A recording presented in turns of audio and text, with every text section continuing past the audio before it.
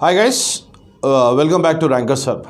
So today we'll discuss some of the important questions, or as you can even say the most expected questions for the upcoming SSC CHSL, at the same time RRB NTPC. Right? So today we'll be discussing some important questions from physics. So basically when talking about the case of physics, so we need to focus on some important topics like the case of your mechanics, sound, light, electricity as well as heat. So today we'll be discussing some of the expected questions from mechanics, right? So when talking about the case of the mechanics, the first expected question that goes, a person getting down from a running bus falls forward because. The options, the first option, due to inertia of rest, the road is left behind and man reaches forward. The second option, due to inertia of motion, upper part of the body continues to be moving in forward direction while the feet come to rest as soon as they touch the road. The second option, he leans forward as a matter of habit. The third option, the combined effect of all the first three. So here we are talking about something called as inertia, right? And this particular inertia, we say that inertia, this is nothing but the first law of motion. So the Newton's first law of motion, which is also known as the law of inertia. But what is the meaning of the word inertia? So when you're talking about the case of your inertia, it is the proper, basically inertia is the property of a particular body. The property of a particular body to continue to remain the state of rest, to continue in a particular motion, at the same time to continue traveling in a particular direction. Unless and until, suppose that you take any particular object like this, right? An object which is placed at this particular point, which are calling it as the point A. Now, when you're applying certain amount of external force on this particular object, then only the object will change its position from point A to point B. Until that particular time, the object will not move from point A to point B. So it is continuing to be in the same state of rest. Or else suppose that if this particular object is in continuous motion, right? In order to bring this particular object to rest, we need to apply certain amount of force. The force has to be applied, right, in the form of brakes. So when you're applying brakes, then only you can stop that particular object, right? So the state of rest, the state of motion can be changed when you're applying certain amount of force on that particular object. So that particular force can be a positive force, that particular force can be a negative force. So whatever is the force, that force has to be applied to change the state, rest, motion or direction. So that particular state of a body, or else the property of a body or object, that is known as inertia. So here when you're coming back to the case, a person getting down from a running bus falls forward. Now why he is falling forward? So whenever you are getting down from a running bus, right? Now you have got a person who is standing on a bus. The moment you're talking about the person who is standing in a bus like this, when he is getting down from the running bus, as long as the person is in the bus, his body is also traveling with the same speed as the bus is traveling. The moment he is getting down, suddenly his feet will come to rest, right? But wherein the upper part of the body continues to travel with the same speed of the bus. So to avoid that, the person has to travel along with the bus certain direction, certain feet, right? Certain distance he has to cover. Maybe a distance of around 1 meter or 2 meters, so that his body is coming to rest slowly, right? There in that particular case, the body must not come to rest suddenly. So to avoid that falling on the ground, to avoid falling, to avoid stumbling, so the person has to move in the direction of the bus a certain couple of steps, right? So the correct answer will be the second option. Due to inertia of motion, upper part of the body continues to be in motion in forward direction, while the feet will come to rest as soon as they touch the ground. So this is because of one property called as the inertia of motion, which is being best described by the Newton's first law of motion, which is also known as the law of inertia. So guys, please like and subscribe the channel. So if at all you have any doubts related to the case of your physics or chemistry, please drop your questions in the comment box. Now moving on to the next question. A hole is drilled through the earth along the diameter and a stone is dropped into it. When the stone is at the center of earth, what does it possess? Now here, this is the case of earth wherein you have got the north pole here, you have got the south pole here. Now you're trying to make a hole from north pole to south pole and then you're dropping a stone from the north pole. The moment the stone reaches this particular point, nothing but the case of your center of earth, right? At the center of earth, what does this particular object possess? Maybe a stone or coin or whatever it is. What does it possess, right? Weight, mass, acceleration, or else the potential energy. Now when you're talking about the case of your the relationship between W and mass, the weight and acceleration due to gravity, the relationship is given by W equal to m into g, where m is the mass, W is the weight of the object, and g is acceleration due to gravity. Now the value of acceleration due to gravity, it just keeps on changing from place to place. The value of g is maximum at poles. The value of g is minimum at equator. So whenever you are moving from north pole towards the equator, the value of acceleration due to gravity, it just keeps on decreasing. The moment you are moving from equator towards the south pole, the value of acceleration due to gravity, it just keeps on increasing. Right? Why it is changing? It is changing because of the relation g equal to gm by r square. So wherein the value of r is less near the poles. At the same time, the value of r is maximum around the equator. The reason, because of the shape of the earth. The shape of the earth is not spherical. The shape of the earth is oblate shape, or else you call it as the geoid shape. That is the reason why we say that the earth is flat at the poles, north pole and south pole. This is somewhat flat. As a result, the radius along the poles is less and the radius along the equator is maximum. Now because of this particular relation, since the value of r is less near the poles, g value will be maximum. At the same time, since the value of r is maximum along the equator, right, the g value is minimum along the equator. So based on this particular relation, we say that the value of g at the center of earth will be always equal to 0, because at this particular point, the value of r is also equal to 0. Right? So when the value of g is equal to 0, the weight at the center of earth will be equal to 0. But what is remaining constant? Mass of the object will always remain constant. At the center of earth, the mass of the object will always remain constant. So wherever you are going in the universe, the mass will never change. It will always remain constant. Whether it is near the poles or near the equator or else at the center of earth, the value of mass will always remain the constant. Right? Then moving on to the next question.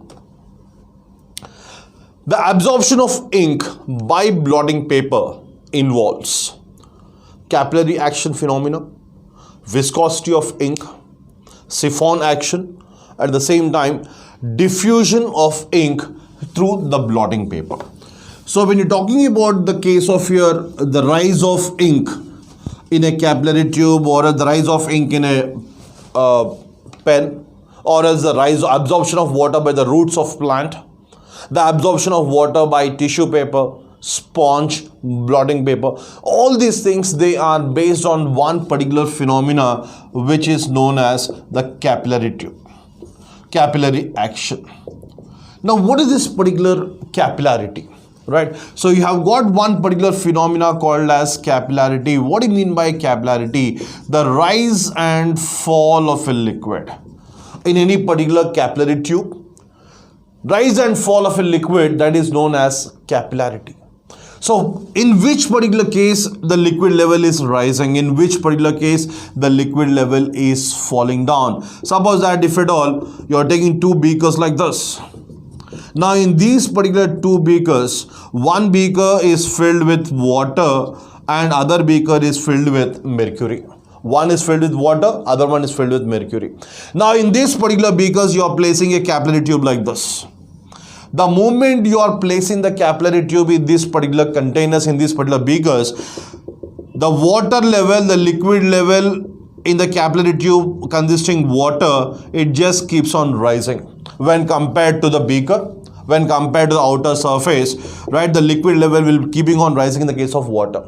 But whereas in the case of mercury, the liquid level will be less when compared to the surroundings. So in one particular case, the liquid level is rising, and in one particular case, the liquid level is falling down. So here, the reason for this one is the angle of contact. In one particular case, the liquid level is rising, in which case in case of water, the liquid level is increasing. The reason is that for water, the angle of contact is just 8 degrees. But whereas for the case of your mercury, the angle of contact will be 135 degrees or maybe more than that. That is the reason why mercury will never stick to any particular surface, but water has got a nature to stick to any particular surface. This is the reason why the liquid level of the capillary tube is continuously increasing, right? So the answer is capillary action. Next question. One finds it more difficult to walk on ice than a concrete road, right? So we all have experienced it. So whenever you are walking on a concrete road, or as the case of your Dambar roads, BT roads, walking is very, very easy. But the moment, suppose that if you're forced to walk on sand, or as the snow, or as the sea beaches, walking is quite difficult, right? What is the reason for that?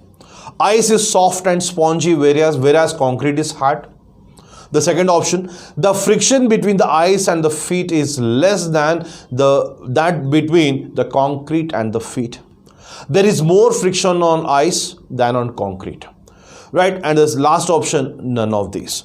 So here when you're talking about the walking action, basically in simple terms we say that walking is completely based on Newton's third law of motion.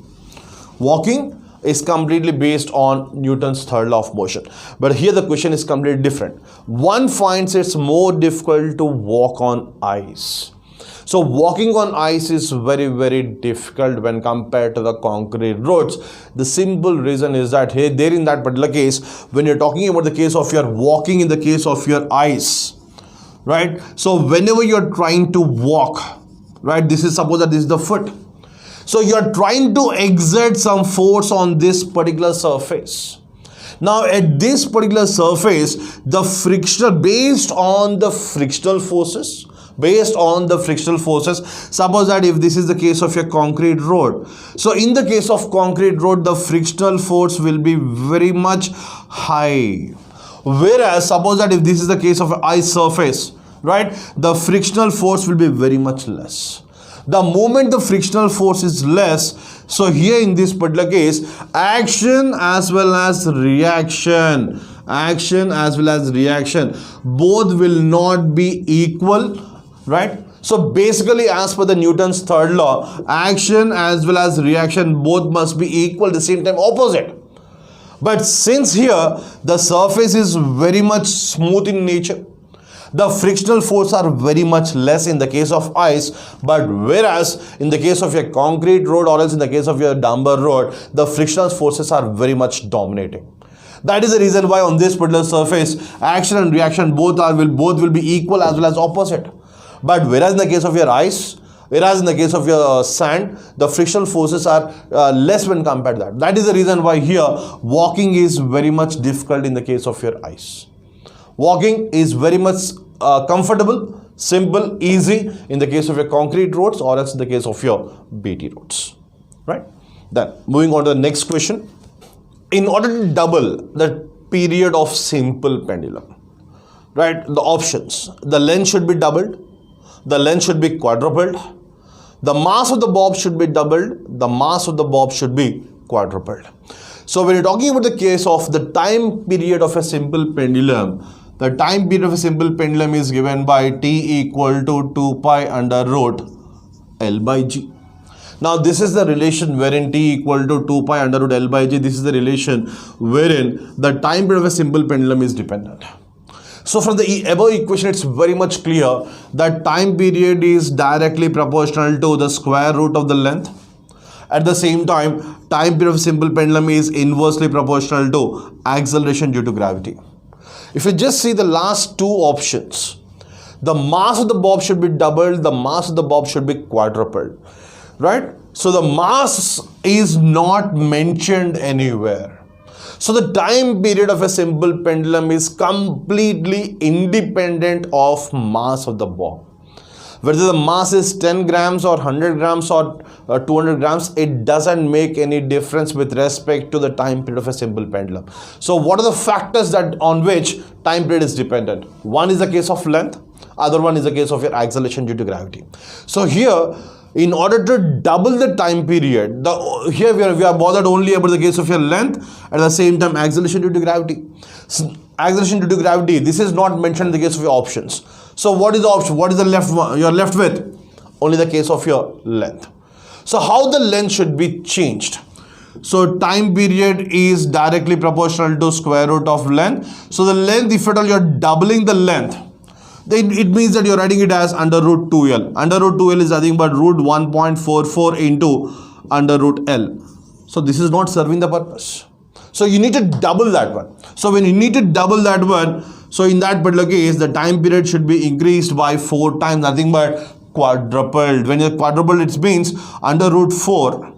So this is nothing but under root 2 into under root L. So which means time period will be doubled when the length of a simple pendulum will be quadrupled. When the length of a simple pendulum will be quadrupled, right? So this is the right answer. The next question. When a particle executing simple harmonic motion passes through the mean position, it has the first option, minimum kinetic energy, maximum potential energy. Second option, maximum kinetic energy, minimum potential energy. Third option, maximum kinetic energy, minimum potential energy. And fourth option, minimum kinetic energy and minimum potential energy, right? So we're talking about the case of a simple pendulum. This is a case of a particular simple pendulum. Now this particular pendulum, it is continuously executing to and fro oscillations, right? So whenever a particular bob is executing a to and fro oscillations, passing through the mean position, this particular position or this particular point, this is known as the case of a mean position, wherein the last one, this particular thing, these 2 points, they are known as the case of your extreme points or as the extreme positions. So whenever a simple pendulum is executing simple harmonic motion, passing through the mean point at this particular point, what will be the potential energy and what will be the kinetic energy? That is the question.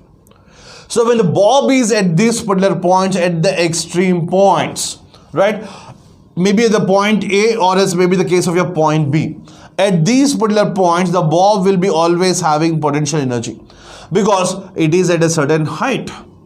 So at the maximum height, potential energy will be always maximum. Potential energy PE equal to mgh will be maximum at this particular point. And at the maximum point, kinetic energy will be always equal to 0. Because at this particular point, if you observe the motion, the to and fro oscillation, the bob will be stopping here at this particular point for a fraction of seconds and then starting its reverse journey, right? So when it is executing the reverse journey, when it is moving in this particular direction like this, as the height of this particular bob just keeps on decreasing, potential energy value keeps on decreasing, but wherein the kinetic energy, it just keeps on increasing. At this particular point, which is known as the case of your mean position, potential energy will be always equal to 0, right? But wherein the kinetic energy of the object or the kinetic energy of the bob will be always maximum at this particular point. So where at the mean position, maximum kinetic energy, at the same time minimum potential energy, or else you can even say potential energy will be equal to 0 at the mean position.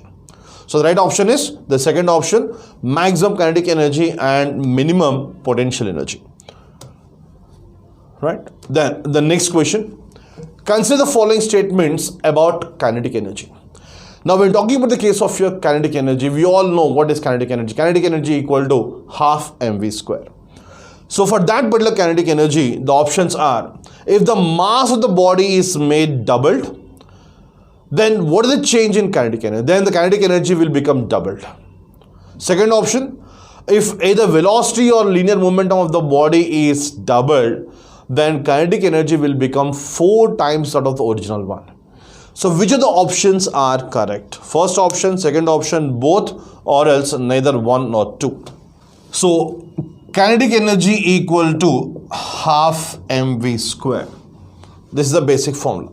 The first option, if the mass of the body is doubled, then kinetic energy will also become double. So here in this particular case, suppose that in the place of m, suppose that if you are using it as 2m into v square, which means you are doubling the mass. So when you are doubling the mass, what will be the change in the kinetic energy? We can just simply write this one as, you are bringing these two outside, 2 into half mv square. This is nothing but kinetic energy. So it means if the mass is doubled, then kinetic energy is also getting doubled. So the first option is correct. Then the second option, if either velocity or linear moment of the body is doubled. So if the velocity is doubled, then what happens to kinetic energy? Kinetic energy equal to half into m into, in the place of v, substitute 2v and then whole square. So this will become half m into 4v square, or else 4 into half mv square. Please do not cancel out this 4 and 2. The reason, if it is 1 by 2 mv square, then only we can write this one as kinetic energy. The moment, suppose that if at all you are cancelling this particular to 4 and 2, then you can just write this one as 2 mv square, but 2 mv square is not kinetic energy, right? 4 into kinetic energy. So kinetic energy is becoming quadruple, it is increasing by 4 times. So even the second option is also correct. So the final answer will be both 1 and 2 are correct in this particular case. Guys, now we'll move on to the next question. That is, the first question goes like this. Which of the following statement is true about the acceleration due to gravity? This particular question is something related to the case of your acceleration due to gravity. The first option, g is same at all places on the surface of Earth.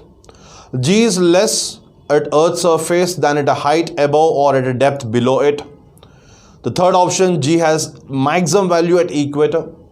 The fourth option, g is greater at poles than at equator. Now already we have seen one particular question based on this one. So when you're talking about the case of the g value, this particular topic is very, very important from the examination point of view. For the case of your SSC CHSL, or else the case of your RRB NTPC. The simple reason, from this particular topic, simple harmonic motion, as well as this particular thing, we can frame almost around 10 to 12 questions based on this particular thing, right? So this is very, very important now. Now we're talking about the case of your Earth, the North Pole as well as the South Pole. So basically we say that the shape of Earth is spherical, but basically the shape of Earth is not spherical, it is somewhat flat like this. Right, this particular shape is known as the case of a geoid, or as the oblate shape. Now since the Earth is having a shape like this, now we know that Earth is bulging at the equator, which means the radius along the equator will be more when compared to the radius along the poles, right? So based on this particular relation, g equal to gm by r square, the value of r is less near the poles. Now since the value of r is less, the value of g will be maximum where? Near the poles. At the same time, the value of r is less is maximum along the equator. Since the value of r is maximum along the equator, these two, the acceleration due to gravity and radius, these two are inversely proportional. The moment r value is maximum, obviously the g value along the equator will be minimum. Now that is the reason why, now here in this particular case we say that at the center of Earth, the value of g is also equal to 0. where at the center of earth the value of G is also equal to 0. Now suppose that if at all you are placing a simple pendulum, near the poles, right? So what is the equation for simple pendulum? T equal to 2 pi under root L by G. Now when you are placing a simple pendulum near the north pole, then what happens to its time period? Right? So here near the poles the G value is maximum. If the G value is maximum, obviously time period will become minimum because these two are inversely proportional. At the same time, when you are placing a simple pendulum near the equator, right, the G value here, G value is minimum here. If G value is minimum, obviously time period will become maximum. So the value of G, it just keeps on changing from place to place. As you are moving above the surface of earth, as you are moving below the surface of earth, based on that particular direction in which we are moving, the value of G, it just keeps on changing from place to place, right? So the answer for this one, G is maximum at poles than at the equator. The option is D. Then moving on to the next question. The density of seawater increases, right? The options: depth and salinity decrease, depth decreases and salinity increases, depth increases and salinity decreases. The last option, depth and salinity increase. Now here you're talking about the case of your depth, the density of seawater. Now this particular thing is somewhat related to the case of your Archimedes principle. Why the objects float, why the objects will sink, right? Some of the objects will partially float, some of the objects will partially sink. Why it is happening so? As long as the density of an object, suppose that you are taking some certain amount of water, maybe the case of your sea water or river water, whatever it is, right? Now into this particular water, the moment you are dropping an object, the object will float. When the object will float, if the density of the object is less than the density of the liquid, then obviously the object will float in water.